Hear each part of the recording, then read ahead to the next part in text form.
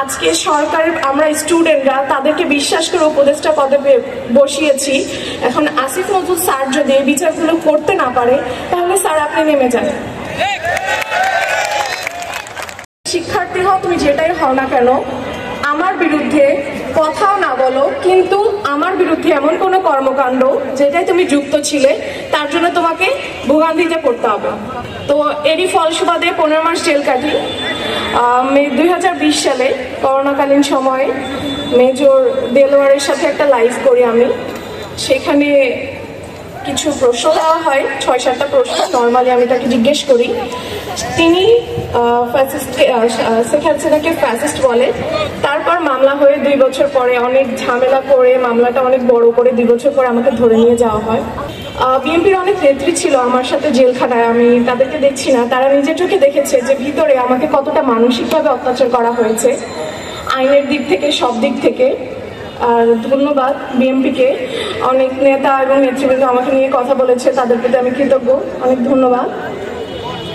আজকে যে নারী দিবসের একটা কথা, আমরা নারীদের সমতা চাই, অধিকার চাই, কিন্তু কোন দিক থেকে চাই?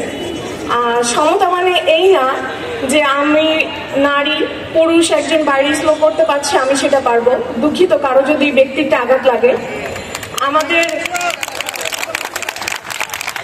নারীদেরকে ইসলামে অনেক উপরে স্থান দেওয়া হয়েছে, কিন্তু আমরা সমতা চাই, ঠিক আছে, আমরা অধিকার চাই না, আমরা আমাদের কোটা বাতিল করেছি কারণ আমরা সম অধিকার চাই, কিন্তু আমরা এই সম অধিকার কথাটাকে অন্য দিকে নিব না, আমরা এটা যথাযথ প্রয়োগ করব। আজকে সরকারের পতন হয়েছে 8 মাস, কিন্তু এত কিছু প্রমাণ, এত কিছু থাকা সত্ত্বেও আমরা দেখি না কারো কোনো ধরনের বিচার হচ্ছে।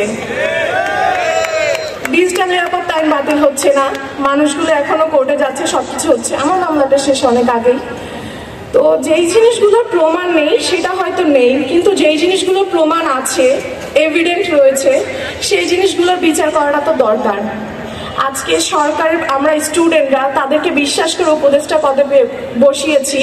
এখন আসিফ নজরুল স্যার যদি এই বিচারগুলো করতে না পারে তাহলে স্যার আপনি নেমে যান।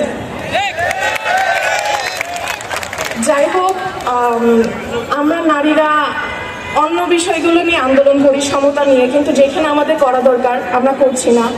8 বছরে একটা মেয়েকে ধর্ষণ করে মারা হলো, কেউ কোনো কথা বলছে না, অথচ কেউ একটা কিছু বললে আমরা মেয়েরা রাস্তায় নেমে পড়ি, বিশেষ কিছু মানুষজন, যে আমাদের সম অধিকার প্রয়োজন।